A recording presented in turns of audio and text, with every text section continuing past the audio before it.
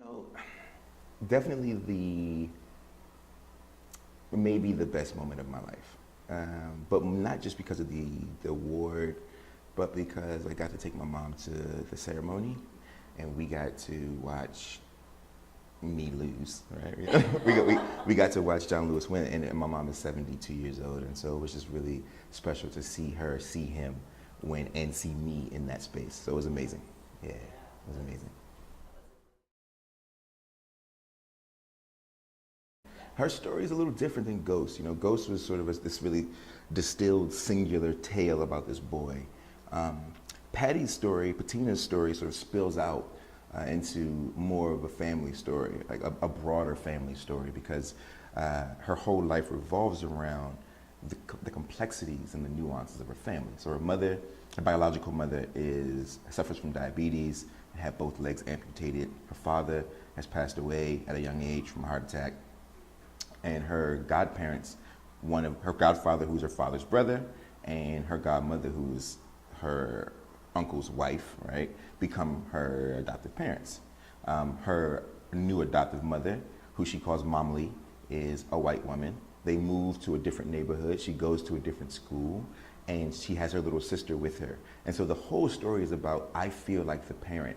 Even though I have technically three parents, I feel personally responsible for my little sister. I feel personally responsible for myself. I feel responsible for the kids I'm working with in school. I feel responsible for my track team as a teammate. I feel like I have to carry the weight of the world, and that no one is there to help me because I have expectations and responsibilities put upon me, seemingly by the adults in her life. But a lot of that comes from sort of from her own weight and her own baggage, dealing with the trauma of her father and mother when she was much younger. And I just wanted to make a comment. I just wanted to sort of create some sort of commentary around the idea that boys get to be boys as long as they want.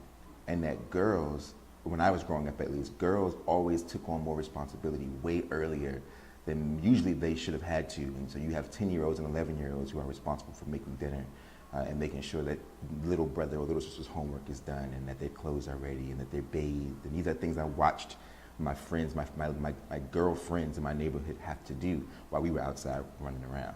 Right. She talks about braiding her little Sister's hair, exactly. If she didn't do it, then It won't she get done. wouldn't Exactly. Right. Exactly. So. And then she ends up on the relay team. And then she ends up on the relay team. Wait, there you go. And therein lies the rub, right? She ends up on a relay team where she has to depend on other people. And she also realizes that she has help, right? That there are people around her who are willing to help her, but she has to allow for that, right? And people who have been helping her, but she's never been able to see it. And that's more times than not, that's the truth.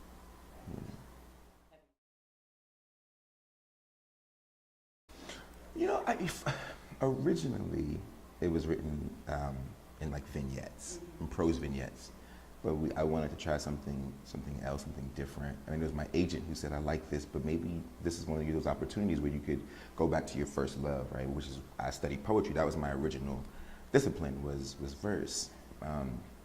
And so, especially for a story like this, because everything in his life and everything in moments like these, it happens in snapshots, right? It feels like snapshots. It's almost as if every time you blink, there's like a new moment, right? There's a new moment. When you're in a moment of trauma, when you're in a moment of pain, it's like if you talk to people who have lost loved ones, there's this foggy period, right? There's this sort of fog that comes over you where it's like, I'm in the bed, I'm in the bathroom, I'm on the bus, I'm at the school, I'm at the funeral, right? But everything in between is a haze, right? And so it made sense to me to sort of show that also in the way that the book was written, sort of in this staccato sort of verse language, and even fooling around with shapes and trying to show what the brain is doing by using shapes, turning words into shapes and the anagrams, exactly, and thinking about anagrams and how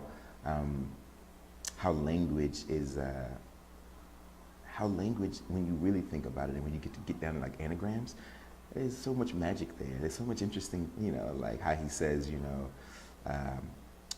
what is it? Alive is, the anagram of alive is avail, right? Like this weird sort of fooling around with language is what we do if we were to think more about our lives mimic sort of the anagrams that he uses, right? Cool equals loco, right? This weird, like, if somebody's too cool, right? Like, it's this interesting sort of thing. And I think that's why I chose that style, and because I think it's interesting. It really is. And I wanted you to be able to, like, Yeah. right? Because you only have a few seconds, right? It's like this is actually happening to him in it's suspended time, but in you know the time stamps, it's happening to him in what 60 seconds, something like that. So I want you to feel like you're just zooming through as he's sort of figuring out what he's going to do. Going down the elevator. That was the thing, and even thinking about some of the other imagery, like the crooked middle drawer. Yes. Right, this idea that there's a drawer that is off center, there's a drawer that is shoved in, that is jagged, a drawer that is off track, right? That is the metaphor for so many of our lives and for so many situations where I've been forced in. Whatever it is that is happening to me is something that is not of my own doing.